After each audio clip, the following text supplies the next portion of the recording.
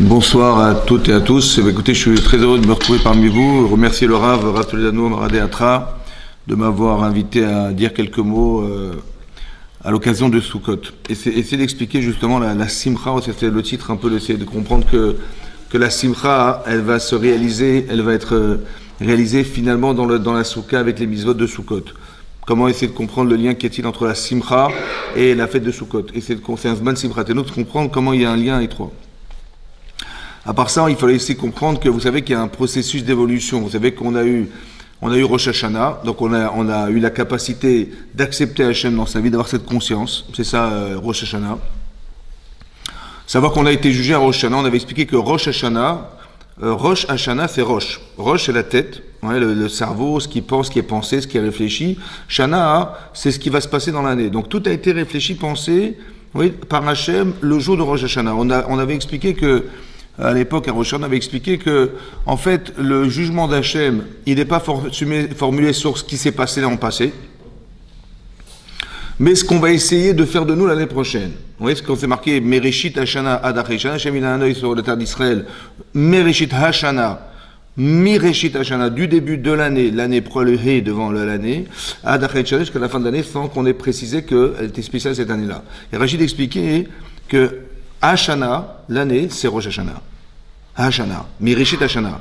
Had Hashana, et dit Mahiye Besofa. Qu'est-ce qu'on va faire de cette personne, du besoin qu'a la personne d'être à la fin de l'année? Donc il y a une projection vers le futur. C'est-à-dire que le jugement n'est pas formulé sur ce que la personne a fait l'an dernier, on va juger de ce qu'elle a fait l'an dernier, en fonction de ce qu'elle a fait, on va juger ce qu'on va faire de lui l'année prochaine. Non, c'est de dire, voilà, telle qu'elle est présente, la personne aujourd'hui, qu'est-ce qu'on va faire d'elle l'année prochaine? C'est un projet dans le futur.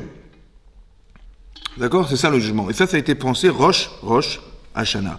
Rosh Hashinui. Il faut qu'il y ait des changements. Il faut qu'on sente qu'on a évolué. Il faut qu'on sente que, même par rapport à l'an passé, il faut qu'on se rende compte qu'il s'est passé quelque chose dans nos vies. Qu'est-ce que fait Hachem, en fait, dans l'année? Il va proposer des situations de vie qui sont nécessaires pour changer, pour évoluer, pour avancer dans son judaïsme, pour avancer dans sa proximité avec Hachem. Donc ça a été réfléchi Rosh Hashanah, le jour de Rosh Hashanah. Autant sur le plan spirituel que sur le plan matériel. Tout ce qui va accompagner en fait la spiritualité a été réfléchi, on va dire réfléchi à Rosh Hashanah. Ça c'est Rosh Hashanah. Pourquoi c'est nécessaire de faire Rosh Hashanah avant Kippour? Oui, alors on explique les Sfarim parce qu'en fait, il aurait été beaucoup plus logique, on va dire, de faire Kippour avant. Oui, on aurait fait un examen de conscience, on aurait fait Teshuvah, on aurait pris sur nous de pas recommencer, on aurait honte de ce qu'on a fait l'année dernière, etc.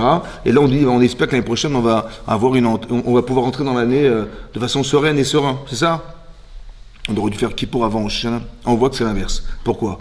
Parce qu'on peut pas faire Teshuvah si c'est devant Hachem. C'est pas possible de faire Teshuvah pour simplement avoir de bonne conscience. On dit, oh là, ben, dorénavant, comme si je me parlais à moi-même, je me dis à moi-même, écoutez, j'ai fauté, mais j'étais stupide, ridicule d'avoir fait ces erreurs. Et je me dis à moi-même, je me parle à moi-même en disant, mais c'est terminé, j'arrête.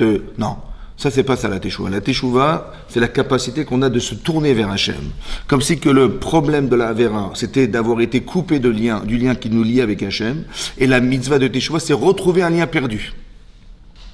C'est ça. Un petit peu comme quelqu'un qui se serait disputé avec quelqu'un. Et l'objectif, c'est de retrouver l'amitié, la fraternité, tout ce qui nous avait en fait associé au départ. Ça, c'est la Teshuvah. La Teshuvah, c'est pas d'avoir bonne conscience et d'être propre en se disant, ouais, écoutez, moi je vais arriver devant le bon Dieu et j'ai pas de problème avec Hachem, tout est clair, Non. C'est de retrouver un lien perdu. Donc donc pour retrouver le lien perdu, il fallait qu'Hachem existe. Et de dire Hachem Melech, Hachem Malach, Hachem Loch Vaed, c'est de faire exister Hachem dans sa conscience. Maintenant qu'Hachem existe dans ta conscience, ce qui t'avait manqué en faisant une Avera, alors maintenant on peut faire Teshuvah devant Hachem. C'est pour ça que Rosh Hashanah précède Kippour. Entre-temps, il y a Aseret Yemei Teshuvah. D'accord? Donc toute cette période-là, en fait, c'est une période de ira, ce qu'on appelle la période de ira, de crainte. J'ai peur de ce qui va m'arriver, j'ai peur d'avoir un mal agi vis-à-vis d'Hachem, j'ai peur d'avoir déçu Hachem, toutes ces peurs, en fait, qui animent cette période de l'année. Donc ça, c'est la ira. Après, on va passer à Sukkot, qu'on appelle, Sukkot, c'est la simcha. Après la ira, il y a la simcha, il y a la hava, il y a l'amour. Et donc, il faut essayer de comprendre comment ce lien s'est fait. Pourquoi la question est grande? Parce que on est arrivé à Kippour, on était comme des malachim. On est comme des anges. On a comme ça dit le Ramchal, on est comme des malachim, comme des anges devant Hachem. On n'a plus de Yetzer Hara. Parce que le Yetzer Hara, il a une capacité de condamner toute l'année, sauf un jour dans l'année, c'est le jour de Kippour. Ouais, Ha-Satan, ça fait 364, et Ha-Satan, 364, il peut nous condamner, il peut accuser, le Satan a vocation de nous accuser devant Hachem, ben ça il peut pas nous accuser ce jour-là, donc on est spéciaux. Et donc on est arrivé à un niveau très très élevé de proximité avec Hachem, ce jour-là. Et Hachem, il envoie des brachot, c'est-à-dire des capacités de se rapprocher de lui, ça fait partie du temps, ça aussi. Yom Kippourim, il est Mechaper, ce jour-là expie parce que Hachem, dans le temps, il a introduit des notions de proximité avec lui. On a envie de se retrouver, comme si on était happé par le désir. C'est pour ça qu'à la synagogue, vous allez voir des gens qu'on verra jamais dans l'année. Jamais. Pourquoi? Pourquoi ils viennent pas à Purim? Je sais pas, c'est le festival, le carnaval. Non, ils viennent qu'à Kippour. Pourquoi? Parce que Kippour, Hachem, il a introduit dans ce temps-là de Kippour, la notion de kapara, d'expiation de faute, de désir d'effacer quelque chose, d'envie de changer. Vous avez compris? Ça fait partie de l'espace-temps. Eux, ils pensent que c'est le grand pardon, il faut venir à la synagogue parce que vous avez compris, il faut le côté de chauffard. En fait, non. En fait, au fond, ils sont inspirés par le désir de se retrouver à la synagogue. Mais d'où vient ce désir?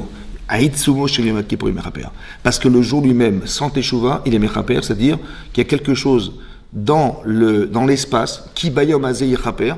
Parce que ce jour-là, dit Hachem, j'ai expiré vos fautes, avant qu'on ait fait Teshuva, dit Fnei Hachem Titaou, c'est marqué à la fin. Donc ça veut dire que, avant même qu'on ait fait Teshuva, déjà on a envie, Hachem a déjà enlevé quelque part, il a fait une kapara, il a expié quelque chose.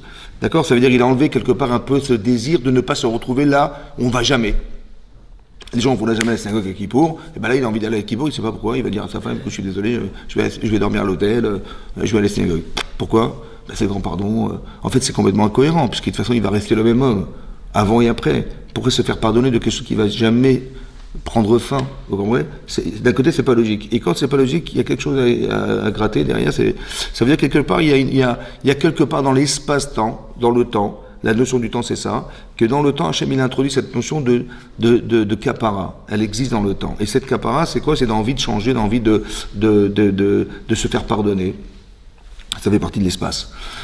Et après, on va passer à Kippour. Donc après Kippour, on va passer à Sukkot. Et là, on comprend pas bien parce que on nous dit, vous savez, vous avez fait Teshuva, super. Donc on a cru qu'Hachem, il allait nous récompenser, on allait se retrouver avec lui. Il dit non, vous allez retrouver dans des cabanes, dans des Sukkot, un endroit précaire. On n'a pas envie d'y vivre forcément. C'est un moment un peu délicat. On sort un peu de son confort habituel. Vous avez compris? On comprend pas vraiment ce que c'est que la simcha qu'on va trouver dans le manque de confort qu'on a de se retrouver dans une soukha. À quoi ça vient répondre tout ça? Oui, on ne comprend pas. Jusqu'à ce qu'on va arriver à Simchat Torah. On arrive au summum de la Simcha, qui est la Simchat Torah, en passant par la Soukha, en passant par quelque chose de précaire. Ça répond à quoi? On a du mal à comprendre. Alors, c'est vrai que le mot Soukha, la première fois qu'on voit le mot Soukha, on sait que c'est marqué dans la paracha de Veishlach. C'est marqué Vayakov Nasa Soukota. Yaakov a voyagé à Soukot. Vaïven Lobaït. Pour lui, il s'est fait une maison. Ou le Mikneu, mais par contre, pour son menu bétail, toutes ses brebis, ses chèvres, etc., il a fait des soukottes, il a fait des cabanes, il a fait des étables, Alken Kana Shamamakom Soukot. C'est pour ça que cet endroit s'appelle Soukot. Mais évidemment, on s'étonne. On a appelé un endroit au nom des étables qu'il a fabriquées, un endroit où il a traversé en revenant chez ses parents. Depuis quand on appelle un endroit au nom des étables?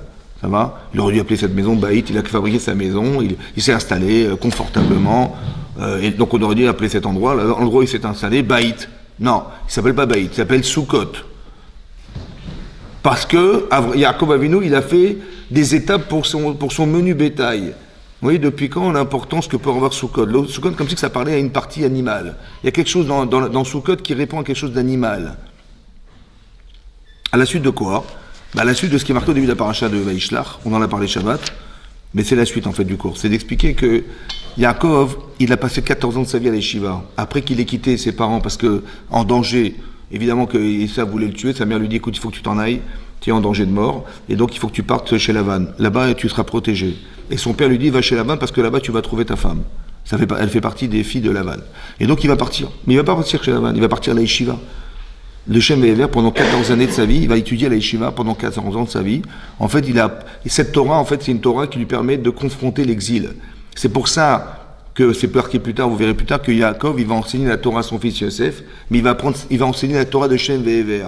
La Torah qu'il a étudiée il y a très longtemps déjà. Pourquoi il a enseigné cette Torah-là et pas la Torah qu'il a prise hier? Parce que la Torah de l'exil, il s'est préparé à rentrer dans l'exil. Et donc il a étudié la Torah de l'exil. Comment je vais me débrouiller pour rester un tzaddik malgré tout, en dehors d'un contexte, en dehors d'une cellule familiale très envieux dans la Torah.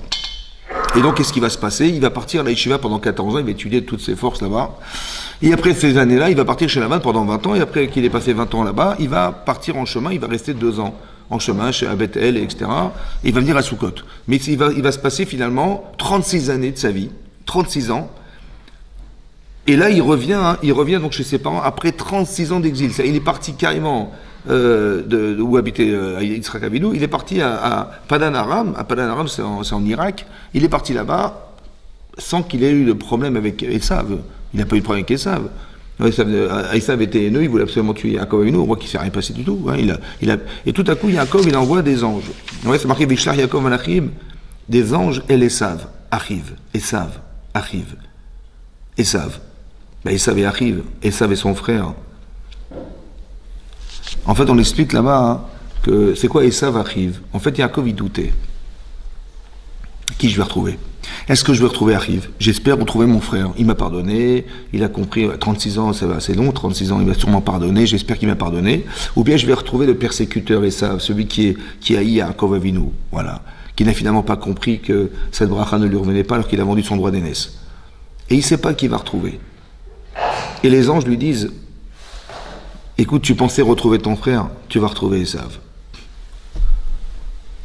Et ce qui est intéressant, hein, c'est que la chose qu'il n'aurait jamais voulu vivre, en fait, c'est ce qu'il va vivre. Pourquoi? Parce que Hachem, il sait pertinemment qu'il y a un problème chez Yaakov avec Esav.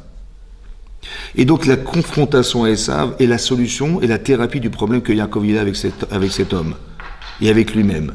Vous comprenez? Ça veut dire que quand il vous arrive quelque chose dans la vie, il faut savoir que ce qui nous arrive n'est pas un problème, parce que là ça paraît un problème, mais en fait est la solution à mon problème. Vous comprenez? C'est-à-dire qu'Hachem, il est là pour envoyer des situations qui sont des solutions à des problématiques intérieures. Et donc Yaakov, il a un problème, il ne sait pas qui va retrouver, Esav ou Yaakov. Esav ou, pardon, son frère. Et on lui dit, non, tu vas retrouver Esav. Et là, c'est marqué qu'il n'est pas venu seul, il venait 400 hommes, donc on en veut à sa vie, évidemment. Et c'est juste à ce moment-là qu'il arrive à 400 hommes. Vous avez compris, ça fait 36 ans qu'il aurait pu venir depuis longtemps, il ne s'est pas caché loin, il a été à la yeshiva de Shem Ve'ever, bon, et puis il est parti chez son oncle, il aurait pu très bien le retrouver là-bas. Non, c'est à ce moment-là, au moment où les doutes sont exprimés, ça va, que là, Allah, Hachem, il envoie ce message à Yaakov Avinu, en lui disant, écoute, voilà, Esav arrive, avec 400 hommes. Maintenant, il y a marqué Vayar, Vayetzerlo. Vayar, il a eu peur, Vayetzerlo, il est inquiet. Vayar, il a eu peur de mourir. Et il était inquiet de devoir tuer les gens qui étaient présents. Inquiet de tuer. Bah, si on en veut à la vie d'une personne, Abba le Orgecha, quelqu'un qui veut te tuer, bah, Ashkem l'orgo, tu te lèves et tu te défends. C'est ça, non? Pourquoi il a eu peur de tuer? Il avait peur de mourir, je comprends, mais peur de tuer. En fait, la question est la suivante. Il y a une façon de réfléchir lorsqu'on est croyant et lorsqu'on ne l'est pas. Lorsqu'on est croyant, on sait que tout a été pensé par Hachem. Donc tout ce qui arrive en vérité a été réfléchi. Quel sens donner à cette situation? À part ça, hein, ouais, quand on n'est pas croyant, on dit le problème c'est Esav. Le problème c'est ce que je subis, en fait. Vous avez compris? Donc je vais m'attaquer, je vais essayer d'éliminer ce que je subis. En fait, c'est pas ça. En fait, il faut comprendre que la relation qu'il a avec Hachem est tellement forte, et c'est comme ça qu'on doit réfléchir, c'est que ce qui nous arrive a été pensé, et essayer de comprendre quel message, vous voyez, parce que le message, c'est quoi le message? Hachem lui dit, qu'est-ce qu'il lui dit Hachem? Il reçoit un courrier, il lui dit, écoute, Yaakov, c'est fini. Et là, il se dit, mais qu'est-ce que j'ai pu faire pour que ma vie soit remise en cause? J'ai peur.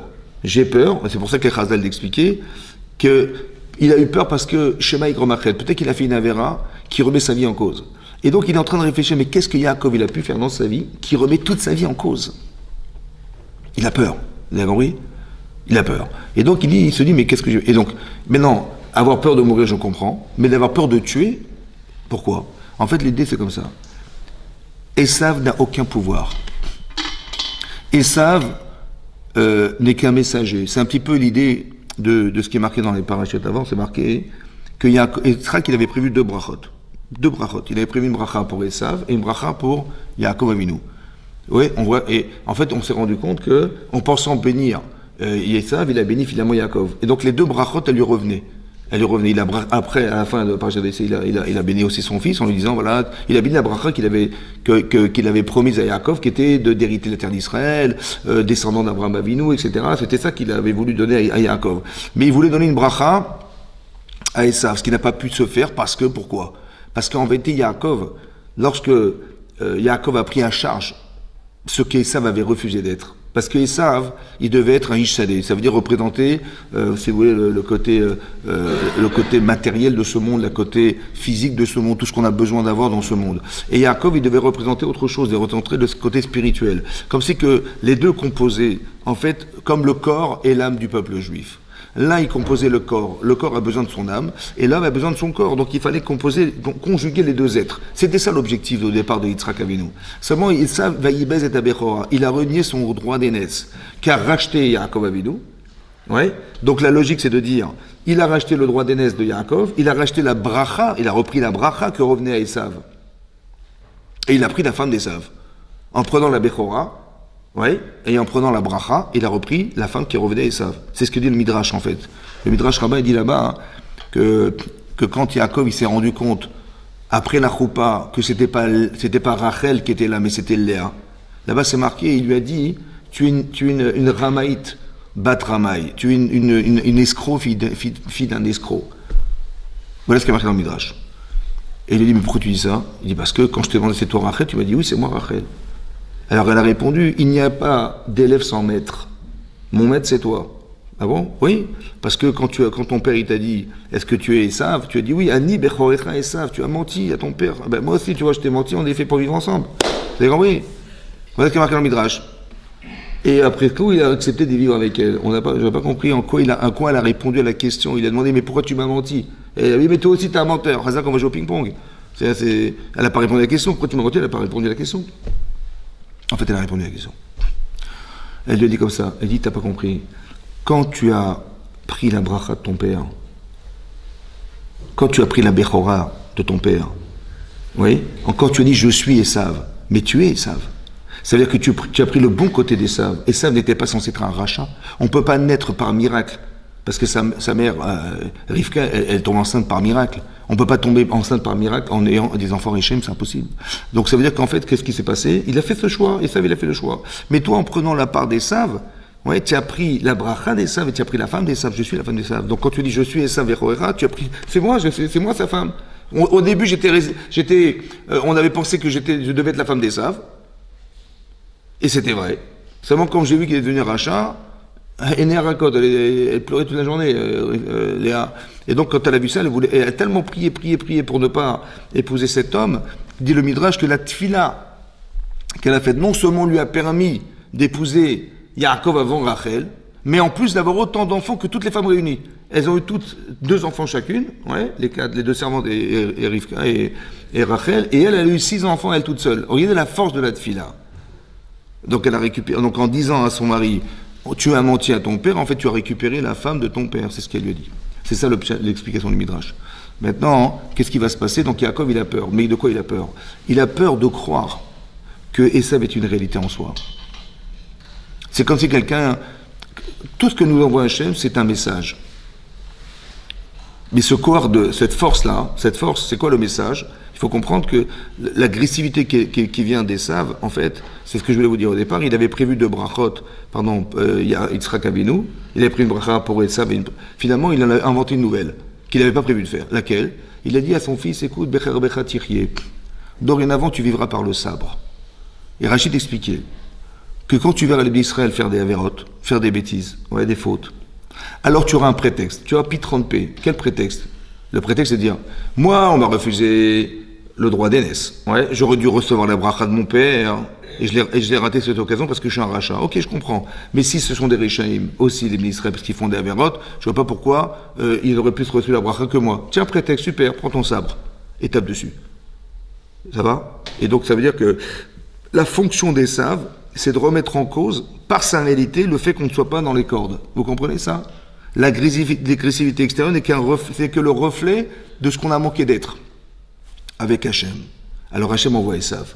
Et donc quand Yaakov voit Esav arriver, il a très bien compris que c'est un message. C'est la bracha que lui a donné son père. Mais la force qu'a Esav, elle vient de la faiblesse de Yaakov. En vérité, comme si on donnait de la force à celui qui ne méritait pas de l'avoir parce qu'on a fauté. Vous avez compris ça? Et donc c'est ce qui va se passer. Mais Yaakov a peur. A peur de quoi? A peur de croire que c'est une réalité. Comme si quelqu'un il a reçu une mauvaise nouvelle, il a reçu un courrier, voilà. Il dit, c'est quoi ce courrier? Il déchire le courrier. Tu peux déchirer le courrier toute ta vie, ça n'a aucun sens. Le problème il est là, il faut que tu le solutionnes. J'ai peur de croire qu'Esav n'est pas un courrier. Esav est un courrier. Vous avez compris? Et donc j'ai peur de croire. C'est ça qu'il dit. J'ai peur de tuer. Ça veut dire que j'ai peur de croire que cette réalité existe et qu'en me débarrassant de ce problème, j'aurai plus de problème. C'est faux. Ça va? Parce que le problème, il est plus élevé que ça. Il va au-delà de ce que tu vois. Il faut que tu te solutionnes. Et donc, qu'est-ce qui va se passer? Yaakov, il va se retrouver seul. Après qu'il ait passé ses femmes et ses enfants, etc., et toutes les richesses qu'il avait, Vayivater Yaakov levado. Vayivater Yaakov levado. Yaakov va se retrouver seul. Et dans la vie, des fois, c'est important d'être des fois seul, c'est-à-dire de réfléchir, ouais, de ne pas être tout le temps pris dans la routine de sa vie et de croire que finalement tout est accoutumé, tout ce qu'on fait tous les jours, on fait toujours la même chose pratiquement. Il faut savoir que non, et à un moment donné, il faut faire un stop. Il faut dire où je vais, qu'est-ce que je fais, qu'est-ce que je deviens, je m'arrête. Et je me retrouve seul. Mais quand on est seul, on est en danger. Ça va se marquer Lotov, Heyot Adam Levado. Ça n'est pas bien qu'un homme soit seul. Pourquoi? Parce que le seul qui peut prétendre être seul, c'est Hachem. Et en quoi il est seul? Parce qu'Hachem, il crée des choses qui dépendent de lui. Mais lui ne dépend pas de ce qu'il crée, il est l'évado.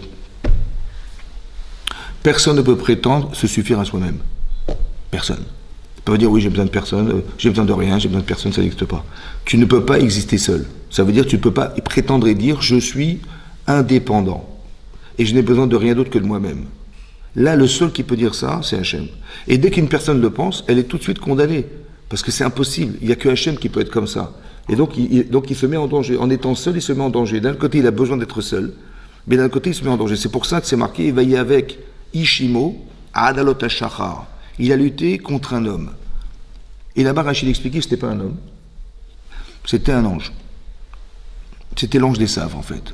L'ange qui est l'agresseur. Elle va se battre contre un homme, il y a marqué un homme, mais c'est pas un homme en fait, c'est un ange. Et l'ange, c'est la représentation de l'agressivité qui est présente ici.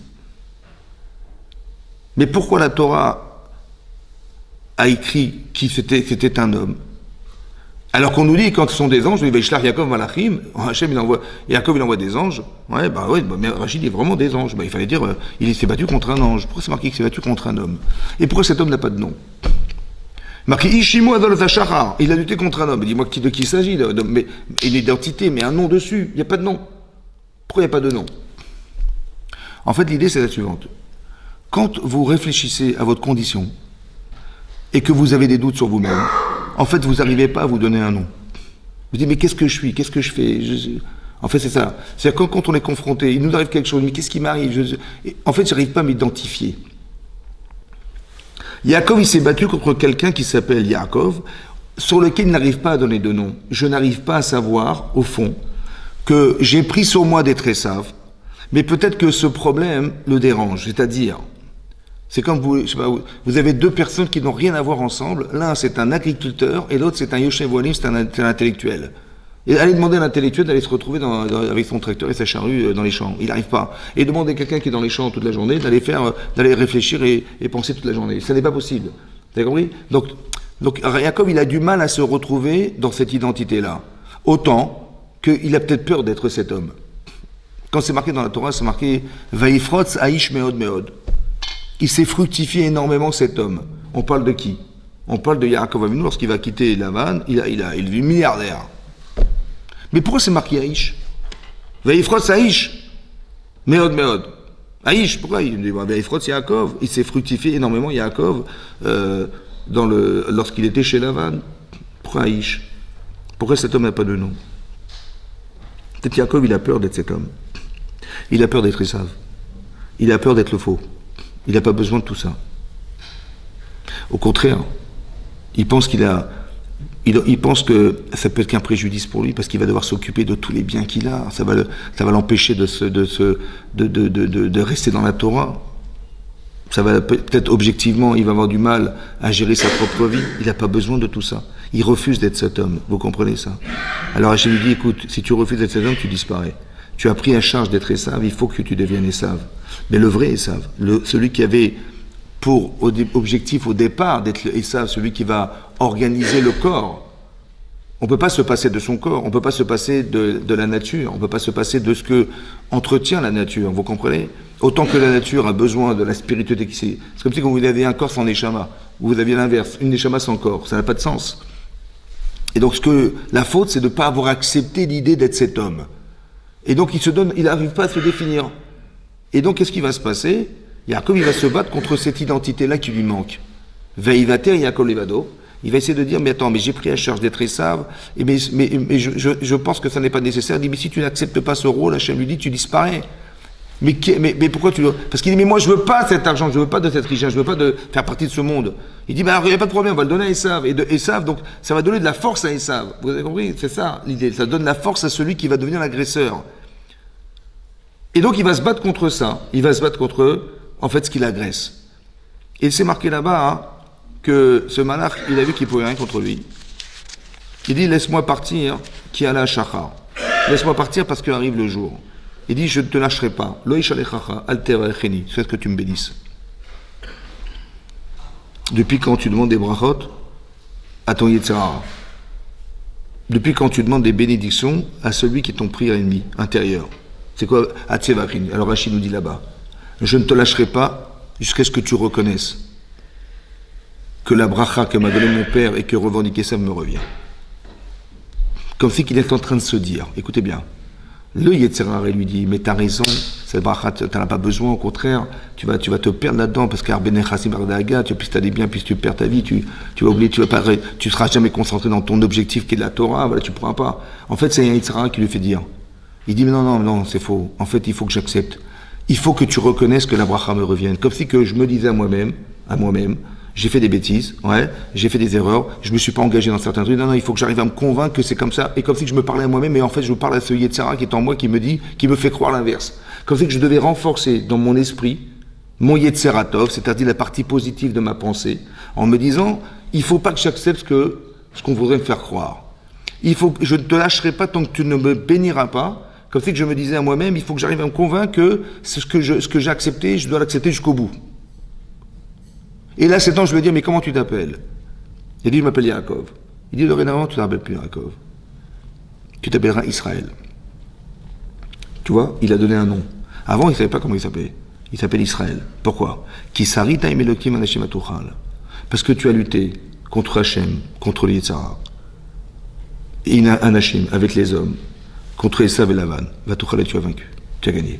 Ça veut dire qu'il y a une double agressivité. Il y a une agressivité intérieure et celle extérieure. Mais les deux sont liés. Les deux sont liés. Comme si que les manques intérieurs se reflèteront à l'extérieur. Et il faut juste comprendre que ce que tu crois est un problème, parce que tu dis, tu vois, ça varie, c'est un problème. On va s'armer, il a dit, on va faire la guerre. Quelle guerre il a fait? Il a dit, on va séparer le camp en deux. Il a dit, s'il attaque un camp, on va sauver le deuxième. Ça veut dire qu'on sauve qui peut, quoi. Voilà la guerre, sauve qui peut. Il n'a jamais pensé rentrer dans l'agressivité. Il n'a jamais pensé attaquer Esav. Jamais de sa vie. Il a simplement pensé, le problème, c'est moi. Il faut que je comprenne que ce qui m'arrive ne fait que parler à moi. Ça me parle. Et donc, il faut que j'arrive à comprendre ce qui m'arrive et comment je vais solutionner ce problème. Et donc, ce qui est marqué comme ça. Et après, à la suite de ça, et là, c'est à la suite de ça qui est marqué que Yaakov, il a voyagé à Sukkot. Et c'est marqué là-bas, il a voyagé à Sukkot, et c'est marqué qu'il est sorti Shalem de tout ça. C'est intéressant. Hein. C'est marqué Vayavo Yaakov Shalem, Irchrem. Et Rachid dit Shalem, entier, c'est quoi entier? Rachid dit Shalem Begoufo. Il était entier dans son corps, parce qu'il a été frappé par l'ange d'Esav, donc il était boiteux. Mais je l'ai trappé, Mitzalato. Il était soigné du fait qu'il boitait. Shalem Bemamuno. Il était entier dans son argent. Shelo Chiser Klum Mikoloto Doron. En fait, il a donné des cadeaux à son frère, il a perdu beaucoup d'argent. Et ben, il a tout récupéré. Et aussi, Shalem Betorato, dans sa Torah. Shelo Shachar Talmudo Bebet Lavan. qu'il n'a jamais oublié la Torah. C'est-à-dire qu'il était Shalem Begoufo, Bebamono et Betorato. Qu'est-ce qu'on appelle la Shlemut? Il était entier. Mais quelqu'un qui a tout ce qu'il a besoin d'avoir, quelqu'un qui est en bonne santé, et quelqu'un qui n'a pas oublié la Torah qu'il a étudiée, mais il a une simcha extraordinaire. La Shlemut. Comme si que la joie ne pouvait se traduire que dans une confrontation à une réalité qui nous agresse, et quand on a solutionné ça, on passe à la simcha. Il faut juste comprendre ces mécanismes. Vous allez voir que dans la Torah,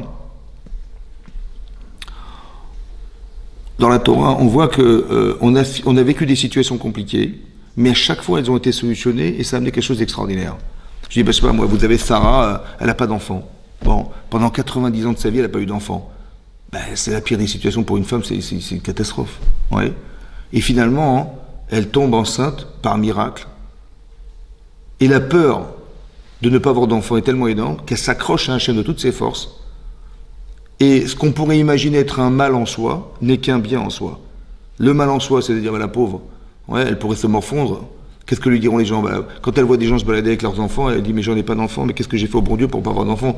En fait, c'est un faux problème. Il faut évacuer toutes ces fausses pensées et de comprendre que la stérilité peut-être se traduit comme quelque chose qui relève l'idée de cette personne qui est une grande sadéquette. L'inverse de ce qu'on pourrait nous faire croire. Et qu'Hachem, il dit, cette femme-là, elle doit mériter un tzaddik. Mais c'est une potentialité de femme. Et donc, elle doit devenir cette femme. Et lorsqu'elle atteindra ce niveau-là, alors elle va engendrer une neshama spéciale, qui s'appelle ce tzaddik-là. En fait, Sarah, elle a mis 90 ans de sa vie pour arriver à pouvoir engendrer Yitzhak Avinu. Exactement comme Rachel va dire à son mari, écoute, Imaïm est un Anochi, si je n'ai pas d'enfant, je vais mourir. Elle lui fait un ultimatum, elle dit à son mari, écoute, qu'est-ce que Rachid expliquait là-bas? Il dit, écoute, mais je comprends pas, ton père, il a prié pour sa femme, d'accord? Et c'est grâce à lui, parce qu'il était tzaddik ben tzaddik, que sa femme est tombée enceinte. Mais moi, je suis une fille d'un rachat, moi. Moi, mon père, c'est Lavan. Et toi, tu es le fils de Yitzhak, mais prie pour moi. Et j'aurai des enfants. C'est ce qu'elle lui dit. Il lui dit, t'as raté le Kimanochi? Non, tu t'es trompé. Pour deux raisons. Un, parce que mon père, il n'avait pas d'enfant. Donc je peux comprendre que mon père était en souffrance. La souffrance de son épouse. Donc il a conjugué ça à la sienne, à celle de sa femme, et il a prié pour elle. C'est ça un tzaddik. Mais moi, j'ai des enfants. Je ne pourrai jamais atteindre ce niveau de sensibilité que mon père avait. J'ai des enfants, je ne peux pas. Un. Deux. Si c'était vrai que j'aurais dû prier pour toi, alors j'aurais dû pas avoir d'enfant. Ni avec Léa, ni avec les servantes. Or, j'en ai eu. Donc, ça veut dire que la logique est inversée. C'est que ne compte surtout pas sur moi. Toi, tu as dit, mais non, mais ton père, il a prié pour sa femme et ils ont eu des enfants. Si Bémet c'était vrai, logiquement, j'aurais pas dû avoir d'enfant. J'aurais été comme mon père. Un, sur le plan émotionnel, et deux, sur le plan intellectuel. Je dis, voilà, ça serait logique de penser que j'aurais dû... Or, j'ai eu des enfants. Donc, émotionnellement, j'arriverai jamais à atteindre le niveau d'émotion de mon père pour s'associer à la souffrance de sa femme. Et deux, si c'était vrai, j'aurais jamais dû avoir d'enfant. Or, j'en ai eu. Donc, ça veut dire que c'est l'inverse. Il n'y a que toi qui peux atteindre ce niveau-là. Yosef, il est là, tu es là. Il faut que tu atteignes ce niveau-là. Pourquoi? Parce que Yosef, il doit être un tzaddik qui va arriver en Mitzrayim à l'âge de 17 ans, avec toute la corruption et qu'il peut y avoir là-bas, et il doit rester malgré tout un tzaddik. C'est très très difficile. Alors il fallait que... Donc la stérilité de Rachel, elle est l'expression profonde, vous avez compris, d'une femme qui en vérité doit atteindre quelque chose. Maintenant, cette souffrance qu'elle vit en vérité est une solution à la capacité qu'elle aura de se t'accrocher à Hachem. Et quand elle va tomber enceinte, ça va canaliser en elle, cristalliser en elle et fusionner un désir de remercier Hachem. Vous avez compris? C'est-à-dire que l'enfant qu'elle reçoit, il vient combler tout le manque qu'elle avait d'avoir demandé cet enfant. Vous avez compris ce que je veux dire? Toutes les Et donc on voit que la simcha, elle vient peut-être de la peur. C'est pour ça que la Gemara dit dans Ta'anit, la Flammette dit là-bas, que Yom HaKippourim est un jour de joie. Comment c'est un jour de joie? Un jour de peur. Comment on peut conjuguer deux sentiments contradictoires? À côté, tu dis Yamim Noraïm, on est comme ça. Et à côté, tu dis, mais c'est un jour de simcha. Comment la simcha? Comment tu mêles la simcha et la peur? Comment ça se mêle? Alors là, on explique, parce que la Gemara dit, parce que c'est un jour d'expiation de faute. Et alors? Ben alors, c'est simple. Plus tu as peur de tes avérotes, plus tu as peur de ne pas savoir comment tu vas t'en débarrasser. Et si Hachem dit, tu sais quoi, tu fais tchouva, c'est bon. Ça veut dire que la joie vient de la peur. C'est pas, plus j'ai peur de ce que j'ai fait, plus j'ai peur de ce que a engendré la Avera chez soi, parce que vous savez bien qu'une Avera n'est jamais neutre, donc on est investi d'un désir qu'on a du mal à se séparer. C'est ça, hein. Alors comment je vais m'en séparer? Hachem, il dit, écoute, fais tchouva, je m'en débarrasse. Et bien ça, c'est la simcha de Yom Kippourim. Ça veut dire que, en fait, c'est pas contradictoire, vous comprenez ce que je veux dire? On passe dans des phases comme ça. On sort d'Égypte, on voyait ça va arriver. On voit Paro arriver, on a eu très peur. Et Veïsoenav, ils ont levé les yeux, ils ont vu ça va arriver. Ils ont vu Paro arriver. Ils ont eu très peur. Il y a eu deux attitudes marquées dans la Torah. Une, ils ont été devant Moshe Rabbeinu en prétextant que, mais qu'est-ce qu'on allait faire sortir d'Égypte? Ouais. J'aurais préféré rester un esclave vivant, souffrant en Égypte, que de mourir dans le désert. Quand il manquait, il manquait des cercueils là-bas pour qu'on soit obligé de mourir ici. Ouais. Ça, c'était la réaction de ceux qui ont été se plaindre. Et il y a des gens, ils vont Hachem, ils ont crié vers Hachem. Et la mer va s'ouvrir. Et ils vont rentrer dans le couloir de la mer. Et ils vont voir les Égyptiens leur courir derrière. Et là, Hachem, il va renverser la mer sur eux, il va les noyer. Ils ont vu mettre à Sefatayam, ils ont fait la Shira. Comme si que, pourquoi Hachem il a envoyé Paro? Juste pour nous faire peur? Non. Parce qu'en fait, on ne peut pas être éveillé d'Hachem si on a tout le temps dans l'esprit l'idée qu'on est des esclaves. Parce qu'on est sorti d'Égypte, Présac. Mais en vérité, dans nos têtes, on est quoi? On est des esclaves. Et j'ai toujours l'ombre de Paro qui flotte au-dessus de ma tête en me disant, il va peut-être nous rattraper, est-ce qu'on est vraiment des esclaves? On n'a pas fait la Shira quand on est sorti d'Égypte, pourquoi?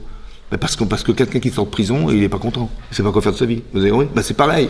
On est sorti de Mitzrayim, on était des esclaves. On n'avait plus de chaînes aux pieds, mais on avait des chaînes dans la tête. Alors qu'est-ce que fait Hachem? Il nous débarrasse de Paro. Parce que tu ne pourras jamais accepter la Torah si tu penses que tu es assujetti à qui que ce soit dans ta vie. Non. Il faut que tu aies un niveau de liberté où tu peux accepter un Kadosh Baruch Hu de façon évidente. Tu ne dois pas être le Eved de qui que ce soit. Donc si tu vois que tu restes le Eved, alors ça ne marche pas. Donc Hachem, qu'est-ce qu'il fait? Il provoque Paro pour venir nous chercher. Et en fait, compte, on va le voir disparaître devant soi. C'est pas, on n'a plus d'ennemis. En fait, c'est pas qu'on a éliminé Paro, c'est qu'on a éliminé de soi ce qui fait que ce qui nous freine, tous les boulets qu'on peut avoir dans la tête qui nous empêchent d'exister et qui sont une vraie prison, assez nous en débarrasse. C'est ça le chesed. Quand tu comprends ça, tu as une simcha. Vayaminu Bachem ou Moshe Ado Azashem Moshe. Ils ont fait la shira. Vous avez vu comment ça marche? Vous avez vu? Donc, en fait, on voit qu'Hachem, il procède de cette manière. Tous les mécanismes, en fait, ils sont faits comme ça. Quand vous le savez d'avance, vous savez qu'une difficulté n'est jamais une difficulté en soi. Il y a toujours une solution qui va se déclencher si vous la provoquez. C'est comme ça qu'Hachem procède. Vous avez vu? Quand on voit dans la parashat Kitao, c'est marqué que quand vous arrivez en Israël, il faut amener les bikurim. Ça va? Il faut amener les bikurim, c'est-à-dire les prémices des fruits de la terre d'Israël. Et là-bas, on va dire, il faut donner au Kohen, dans un panier, les bikurim, mais il faut dire un texte. Arami Ovedavi, voilà, vous savez, il y a un araméen qui s'appelait Lavan, qui a un jour voulu tuer mon père. C'était qui, en fait? C'était Yaakov Avinu. Donc Abraham, il a fait un travail exceptionnel qui a engendré Yitzhak, Yitzhak, il a fait un travail exceptionnel qui a engendré Yaakov, et Yaakov, il a fait un travail exceptionnel qui a engendré les 12 Shvatim. Il y a un homme, monsieur Lavan, il a décidé, monsieur, de tuer Yaakov Avinu et ses enfants, et ses petits-enfants. Arami Ovedavi. Mais si ce n'était Hachem, qu'il était venu en rêve en lui disant, écoute, Al Tedaber Ito Mitovadra, ne parle pas avec lui, ni de bien ni de mal. Il dit, mais si c'était pas ton Dieu qui m'avait dit, je t'aurais tué, j'aurais exterminé Yaakov Avinu. On a été sauvés grâce à Dieu. Bon, après on est arrivé en Mitzrayim. Bipne Mehat, un petit nombre de personnes, 70 personnes, un petit. Veitzmu, Veyarbu, Veitzmu, Bemod, Meod, on est devenu des millions. De peu, on est devenu des millions. Et après, en devenant des millions de personnes vivant en Égypte, on a eu peur de nous voir nous multiplier, et on a voulu nous exterminer, mais de comment? Par le travail. Donc on a fait des camps de travail, on a essayé de nous exterminer par le travail. On a les travaux forcés. Bon, Paro, il n'a pas réussi, il a dit, mais c'est simple, je lui demande à 2 sages-femmes de tuer les enfants directement, les garçons directement à la naissance, comme ça il n'y a pas de problème, ils ne vont pas se multiplier, etc., etc. Vous avez compris ce qui se passe? On a voulu les exterminer. On a passé 86 ans d'esclavage, mais dur, travail. On est passé 400 ans d'exil, mais 86 années de travail forcé. Et après ça, on est sorti de Mitzrayim. Ouais, on n'y croyait plus, c'était impossible. Qu'est-ce qui allait croire 86 ans d'esclavage qu'on allait sortir? On était devenus des esclaves à vie dans nos têtes, c'était pratiquement ça, quoi. Et Hachem envoie Moshe Rabbeinu, et les Makot, et etc. Vous avez compris ce qui se passe? Après, on est passé par le désert. Et après, cette génération a disparu dans le désert. Et la génération qui a suivi, celle qui rentre en Israël. Mais non, ils ont travaillé, ils ont labouré la terre, et le premier réflexe qu'ils ont eu, c'est de dire merci à Hachem. Ils ont amené des bikorim. Mais comment ça se fait que tu sais que le produit de ton travail, c'est ça, et ton premier salaire, tu le donnes à Hachem? C'est pourquoi? Les hauts, les bas. C'est-à-dire que il y a Abraham, Yitzhak, Yaakov. Yaakov, il a fait tout perdre. On est descendu, Yahvé voulait tuer. Après, un peu de nom qu'on était, on est remonté, on est devenu un grand peuple. Mais ce peuple, on l'a voulu exterminer. Et après, on est sorti d'Égypte. Après, on est passé par le désert. Et après, on est rentré en Israël. Vous avez vu comment ça se passe? En fait, les hauts et les bas, c'est de la réflexion qu'il faut avoir, c'est de comprendre. Il n'y a jamais de fin en soi. C'est parce que tu descends que tu ne vas jamais monter. C'est faux. Tu vas toujours monter. Seulement, il faut avoir cette conscience. C'est pour ça qu'on a la reconnaissance d'amener les bikurim. Mais comment ça fait que tu penses à Dieu à ce moment-là? Parce que sans lui, j'aurais jamais été là. Vous avez compris ce qui se passe? Il y a une forme de simcha, de reconnaissance d'Hachem à travers les événements historiques qui nous arrivent, autant personnels que historiquement comme ça. C'est comme ça, ouais. Et ben ça fait partie de la simcha, ça. C'est comme ça qu'Hachem procède. Autant que Sukkot, on dit c'est Chodesh HaAsif. C'est-à-dire le Chodesh, le mois où on rassemble les récoltes, etc. Donc on a une simcha de savoir qu'on s'est enrichi grâce à Dieu. Donc il y a deux sortes de smachot. Soit on passe par des situations compliquées qui en fait ont des solutions, soit on est reconnaissant instantanément de ce qu'on a reçu. Sukkot. Le premier mot Sukkot qui apparaît dans la Torah, c'est là. Vous avez vu comment ça s'est passé pour Yaakov? Mais en fait, il est devenu Shalem, il est devenu entier grâce à ça. Qu'est-ce que c'est que la Souka?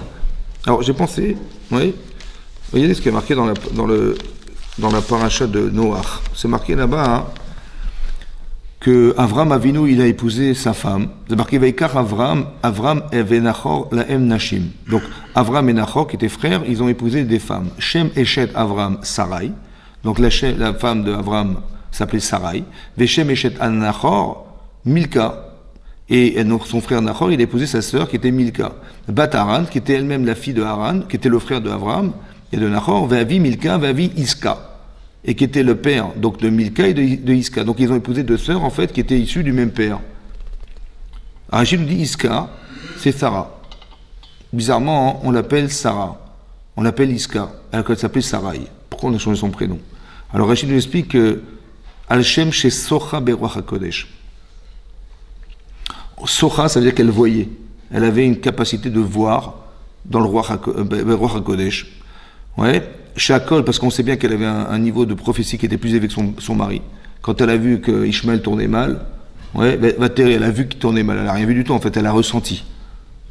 Et c'est Rashi qui nous explique là-bas que en fait, Abraham, il s'est pas rendu compte de la déchéance morale qu'avait Ishmaël, ce qu'elle, elle a vu. Et là, Rashi nous dit elle avait plus de roi HaKodesh que son mari. Donc c'est ça. Socha be roi HaKodesh. Vakol sochim beyofia. Tout le monde regardait sa beauté. Comme c'est marqué, que quand elle est arrivée, quand elle est arrivée en Mitzrayim, en Égypte, les douaniers, ils ont vu cette femme, elle était très belle, elle était très jolie, alors ils ont dit il faut la réserver au roi. D'accord? Sochim Beyofia, elle avait une beauté qui était visible. Ou alors Kimo Shedemar, Veyeru Ota, etc. Après c'est marqué Veod, ouais, Yiska ou Lachon Nesichut, Kimo Sarah Lachon Shchara. Sarah Ashchara, c'est-à-dire qu'elle était dominatrice. Donc, Souka, vous avez vu que Socha, ça vient de Souka. Ça veut dire scruter, voir, le roi HaKodesh. Ça veut dire aussi, on la voyait belle. C'est-à-dire, soit elle pouvait voir à l'extérieur, soit on la voyait de l'extérieur. C'est ça, Socha. Ouais? Ou Socha ou Iska. Ou bien ça veut dire aussi, la Shon Nesichut, la Shon Shchara, dominateur. Peut-être que l'idée de la Souka, c'est de nous amener à ça. Socha, ça veut dire qu'on a une capacité à avoir du roi HaKodesh. Autant qu'on va nous voir beau de l'extérieur. Autant que dominateur. Vous savez, c'est marqué, on sait que quand on secoue le loulave, ouais, on domine la nature, c'est-à-dire les vents, les pluies, les rosées. Comme si Hachem nous avait donné les clés de la bracha du monde. À travers le loulave. Et lorsqu'on a reçu cette fonction, vous comprenez bien, hein, que ça donne la simcha. C'est-à-dire qu'on sait qu'on a été choisi par Hachem. On sait qu'on va rentrer dans la soukha, on peut atteindre un niveau de roi HaKodesh. Il faut comprendre ce que ça veut dire ça. De proximité avec Hachem qui donne la capacité d'être heureuse et heureux, de pouvoir se lier avec Hachem, et dès qu'on est lié à lui, en fait comme si que la partie corporelle, cette carapace qui nous sépare de notre neshama, elle nous permettait de voir.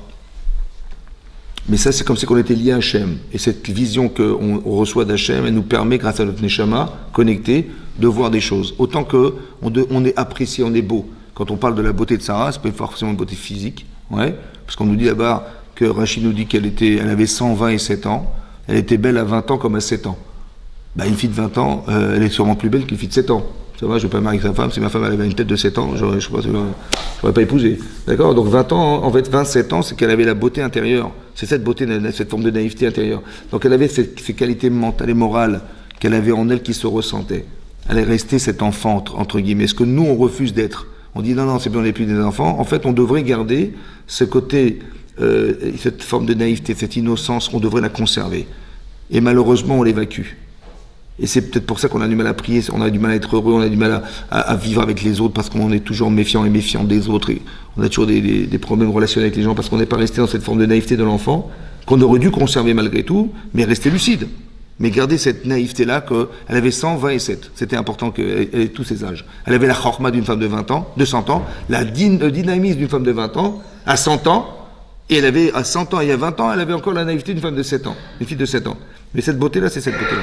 Et donc elle était apparente, elle avait quelque chose d'apparent qui donnait envie, indépendamment de sa beauté physique, mais il y avait quelque chose d'intérieur qui était valorisant chez elle. La soukha doit nous amener à quelque chose comme ça, peut-être, l'idée, c'est ça. Essayer de comprendre comment ça fonctionne, comment on arrive à ce niveau-là.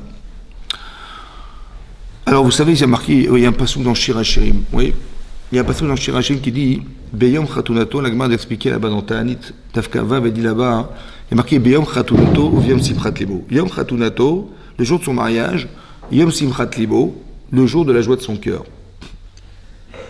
Bah, on pensait que Shlomo Amer, il parlait d'un mariage réussi, voilà, un mariage réussi, où la Khatouna s'est bien passée, et on arrive à l'amour, qui s'appelle Simchat Libo, la joie de son cœur. Bon. Mais la Gemara d'expliquer que non. Yom Khatunato, c'est le jour du don de la Torah. Et Yom Simchat Libo, c'est le jour où on a construit le Mishkan. On n'a pas pu atteindre Simchat Libo le jour du Matan Torah. La Simcha du cœur, la conscience. On n'a pas atteint ça. On l'atteint plus tard, le jour du Mishkan. Pourquoi les Chazal, ils ont trouvé dans ce passage quelque chose qui est lié au mariage et qui est lié à la Simchat Alev qui est le Mishkan? Quelle logique il y a là-dedans? Alors, l'idée peut-être c'est la suivante. Le jour du mariage, c'est le plus beau jour de sa vie. C'est-à-dire que célibataire, on a fait un apprentissage, on va dire, à sa vie, voilà.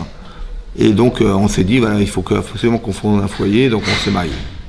Et donc on se marie. Maintenant le jour de son mariage, c'est là que démarre sa vraie vie en fait. La vraie vie, elle se passe à ce moment-là, quand on va retrouver son épouse et son mari, c'est ça. Et ça, c'est le plus beau jour de sa vie. Autant que le jour du Matan Torah, bah, c'est le jour historiquement le plus beau, parce que avant on pouvait douter, est-ce que Dieu existe, n'existe pas? Bon. Mais là, tu peux pas douter, c'est impossible. Il s'est révélé au monde, c'est impossible de douter. Oui, il a dit deux dibrotes, on a eu les tremblements de terre, on a eu les tonnerres, le chauffard. Personne, le monde, l'univers est en silence. Personne ne peut nier le fait qu'Hachem s'est révélé au monde, c'est impossible. Donc tu peux plus douter, c'est impossible.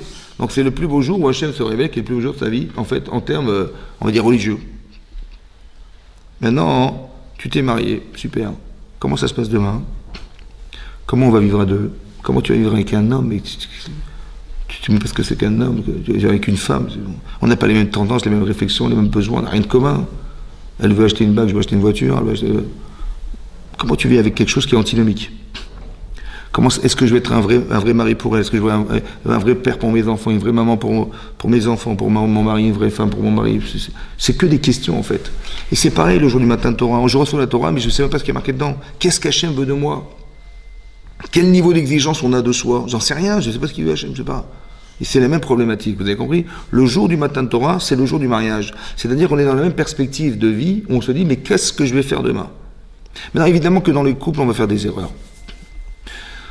On va faire des erreurs parce que les gens ne comprennent pas que le couple, il faut s'acclimater à la personne. Et on ne nous laisse pas le temps de nous acclimater. On est dans l'exigence permanente en se disant, oui, que genre, je sais pas, moi je vois une fois quelqu'un m'a dit, il s'est disputé avec sa belle-mère, ouais, et sa femme, elle n'a pas réagi. Il dit, mais je comprends pas, on est mariés, ma femme n'a pas réagi, elle aurait dû dire à sa mère, écoute, ça va pas, comment tu parles à mon mari, ça va pas, elle n'a pas réagi. Ouais, et ça l'a vexé, ça l'a frustré. Alors je lui ai dit, mon chéri, écoute-moi bien, ta femme, ça fait 25 ans qu'elle vit avec sa mère, et toi, ça fait 3 mois. Ouais, tu vois, il y a 3 mois, il y a 25 ans. Et tu crois qu'elle va faire le choix de 3 mois sur 25 ans? C'est très compliqué pour elle de faire ce choix.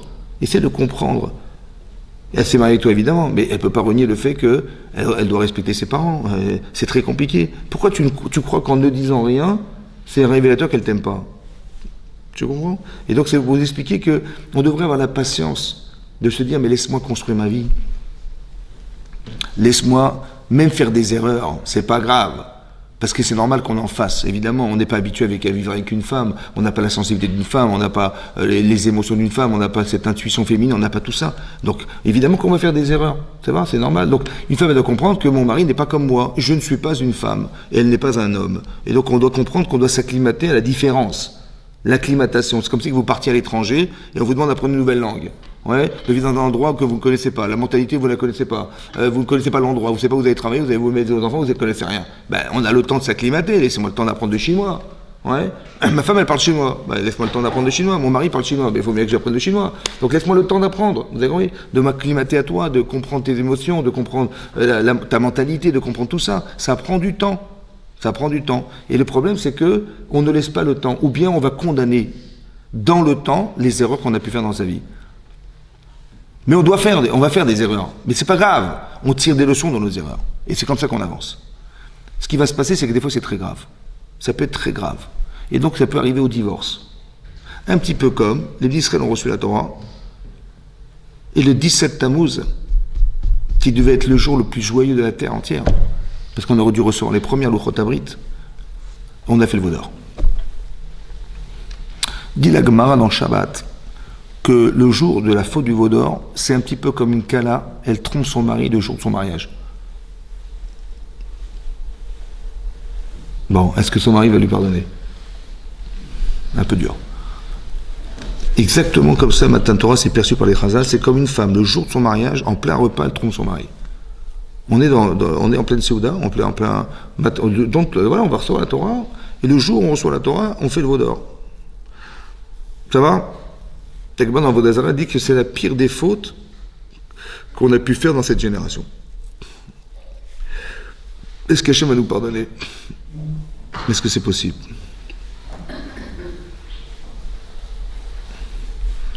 On a eu très peur. On a eu très peur de divorcer. On a eu très peur de perdre ce lien définitivement avec Hachem. C'était fini, quoi. Et on a fait Teshuvah. Et on a convaincu son conjoint. Et on a expliqué la logique de l'erreur. Et il a dit, elle a dit, c'est bon, on pardonne. Tu pardonnes? Je pardonne. C'est là la Simchat Libo. La joie du cœur, elle vient lorsqu'on a vu combien Hachem nous a pardonné finalement. Vous avez compris ou pas? Il est bien que vous êtes pardonné, alors on va faire le Mishkan. On n'aurait jamais dû faire le Mishkan. On aurait dû faire le Mishkan le jour du Matan Torah. Non, non, non, non. On va le faire lorsque vous allez faire l'erreur de veau d'or. Lorsqu'on va avoir des difficultés en couple, c'est là qu'on va se rendre compte de combien on aime. Parce qu'on a failli perdre la personne qu'on aime. Vous comprenez ça? Maintenant qu'on est pardonné, waouh, Simchat Libo. Hachem dit, c'est ça que j'attendais. C'est cette Simchat Libo que j'attendais. Et maintenant, on va faire un Mishkan. Notre vie de couple, elle va démarrer maintenant. Pas avant. Parce qu'avant, on n'était pas un couple. Vous avez compris ce que je veux dire? C'est quand on est capable de comprendre la logique et de se réconcilier avec la défaillance, qu'on sait qu'on a été pardonné par celui qu'on a pu offusquer ou qu'on a pu, je sais pas moi, peut-être détruire, je ne sais pas, et qu'on a été pardonné, c'est là qu'il y a une Simchat Lev. La joie du cœur. Et là, Hachem, il dit, il va faire le Mishkan. Comme Hachem, il a dit après Kippour, faites là, Souka. Vous avez vu qu'il y a des liens? Comme si que Rosh Hashanah et Pessah étaient liés. Bah, Rosh Hashanah et Pessah, parce que Pessah, bah, c'est le début d'un peuple qui sort d'Égypte. Et Rosh Hashanah, c'est le début de l'année. Le début du lien qu'on va créer avec Hachem. Après, on a reçu la Torah. En fait, on a reçu quand la Torah? Ben, il y a eu Matan Torah. La révélation d'Hachem s'est faite le 6 Sivan. Le 7, Moshe est monté sur le mont Sinaï pendant 40 jours jusqu'au 17 Tammuz. Il est redescendu avec les tables de la loi. Et là, il a constaté qu'on avait fait le veau d'or. Il a brisé ses tables. Il est remonté le 18 jusqu'au 29 Av. pour nous faire pardonner la faute du Vaudor. Et du 29 Av jusqu'au 10 Tishri, on a pu recevoir le deuxième texte de la loi. Donc quand Hachem a dit Salarti Kitvarecha, j'ai pardonné comme tu as dit, c'est là que c'était Kippour et c'est là qu'on a reçu les textes de la loi. Donc on aurait dû fêter la Torah à Kippour. Non, on va faire après. En fait, le Mishkan, quand Hachem nous a pardonné, on avait une telle simcha quand il a dit on va faire le Mishkan, et qu'il a dit rassembler tous les matériaux qu'il faut pour construire le Mishkan, on était tellement contents de ça. Tout le monde a amené de l'or, de l'argent, ils ont amené tout ce qu'il fallait pour construire le Mishkan. En fait, on avait tout rassemblé le 25 Kislev. Le 25 Kislev, c'est le jour où on avait tout rassemblé, le 25 Kislev. On aurait dû faire le Mishkan le 25 Kislev. J'ai dit non, on va faire le 1er Nissan. Et le 1er Nissan, c'est le jour du Mishkan. Mais le 1er Nissan, c'est le jour où en fait on aurait dû peut-être faire Sukkot. Hachem a dit non, on va le faire après Kippour. Parce qu'après Kippour, c'est la Simchat Libo.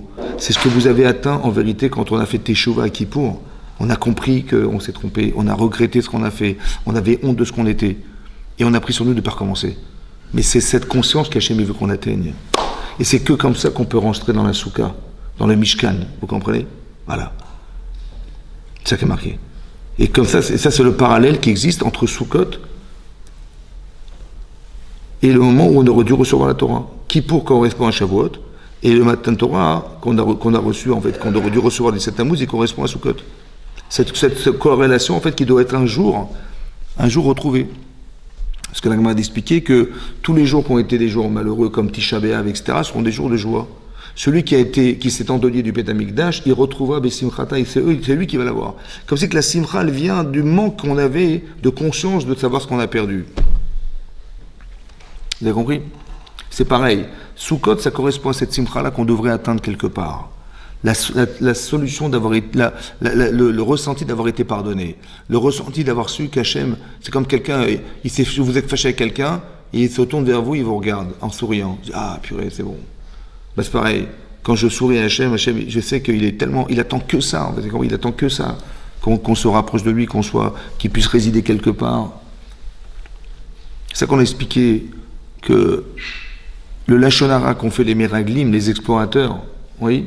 Ils ont dit de la Lachon Hara sur la terre d'Israël, et ça se fait pas.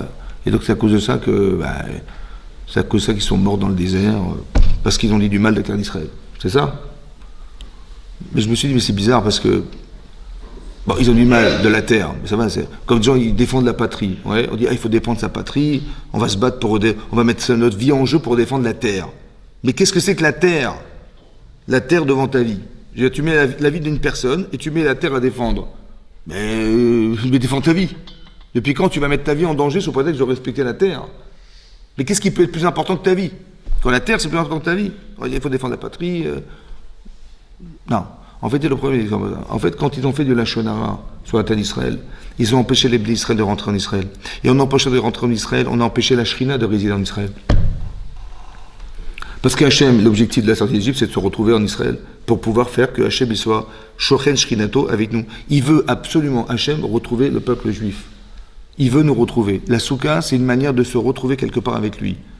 Hachem, donc les Meraglim, les explorateurs, quand ils ont fait de la Lachon Hara, ils ont empêché les Israël ou dissuadé les Israël de rentrer en Israël.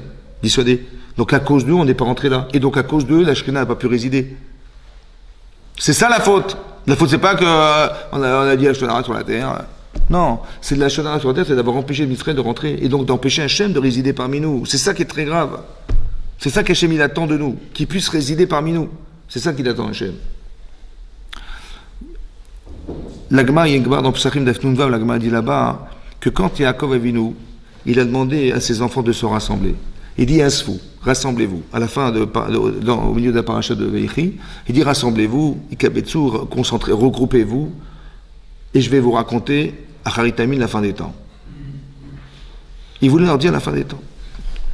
Et là-bas, c'est marqué dans Rashi que Nistalka Shrinal s'est envolé. Il n'a pas pu dire la fin des temps. Et là-bas, la Gemara d'expliquer dans Psachim que à ce moment-là, Yaakov, il a eu très peur. Il a dit, mes enfants, ils sont psoulim, c'est-à-dire inaptes à recevoir ce message. Et ils ont répondu, non. De la même manière que tu es Echad avec Hachem, nous aussi, on est Echad avec Hachem. Shema Israël.